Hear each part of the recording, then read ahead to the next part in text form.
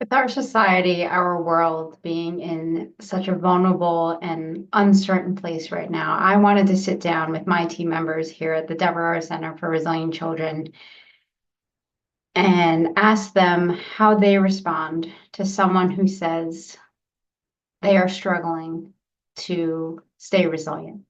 How can I stay resilient during such a challenging time filled with that vulnerability and uncertainty? Here's what they had to say. It's not easy. It is not easy to stay resilient when there's so many people that are hurting and there's so you feel so vulnerable every moment, every morning you wake up, every night you lay your head down, you just sit and worry. I am of the mindset that worry doesn't help me. Uh, Worrying about what is not yet to happen or even what does has happened doesn't change the situation. So worry is not what I do. I try my best to stay out of worry, and instead I actually turn to gratitude. I've got my gratitude journal that I do all the time because gratitude reminds me, Nefertiti, you're still here.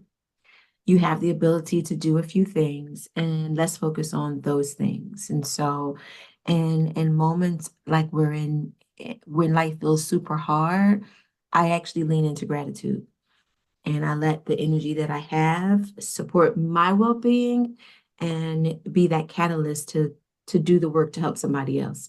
Because it is sometimes super difficult to feel you could be okay, but then you think of all the people who are not okay. And so I remind myself, if you're going to be able to support them, you got to take care of yourself. So I do gratitude and I put myself first so that I can take care of others in a way that feels good. So when I think that way and I get bogged down, my go-to is my mom's favorite quote. I go to it often. It is no act of kindness. It's not, she didn't make up the quote. No act of kindness is too small from Aesop, I believe.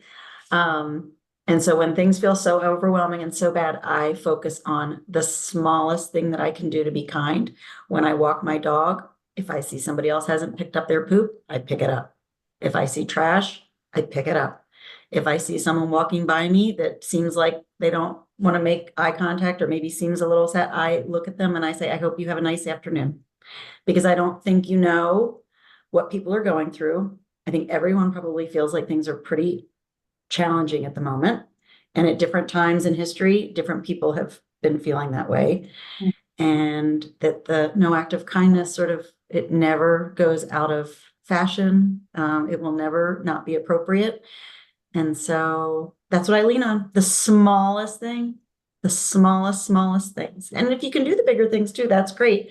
But sometimes we're so, tired or exhausted by the situation that it might be that small thing of saying hello, letting somebody go in front of you in the grocery store because they have fewer items than you do. Just those small things can make, you don't know the difference they're going to make in people's lives, but they can really make a difference in how you feel about yourself.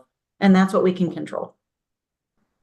I think that what we know about resilience as well, we are trying and working hard to build protective factors so that when we're faced with stress and adversity, we have resources on which to draw.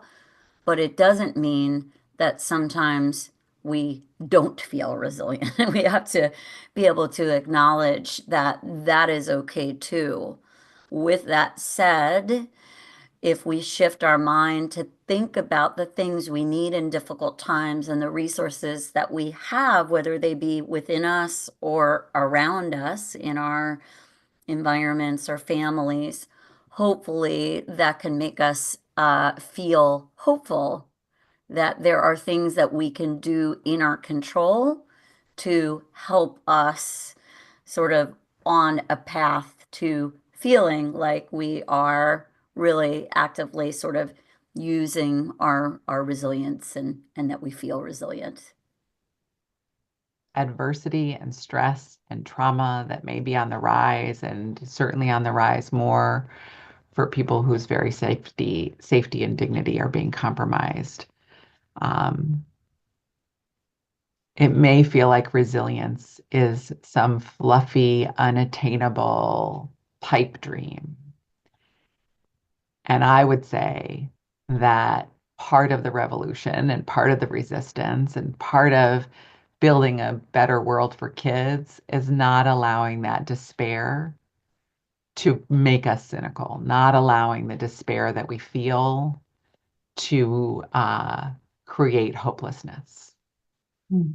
And that part of our work is to wake up every day and keep fighting for hope and keep fighting for resilience. Because despair is what happens when we completely give up. And when there's children involved, that's not an option. And so we're gonna keep going. And even if it looks different, and even if it's not working as quickly as we'd like, or getting us to sort of some peaceful end result as quickly as we'd like, we've got to band together and keep doing this work because it's the right thing to do.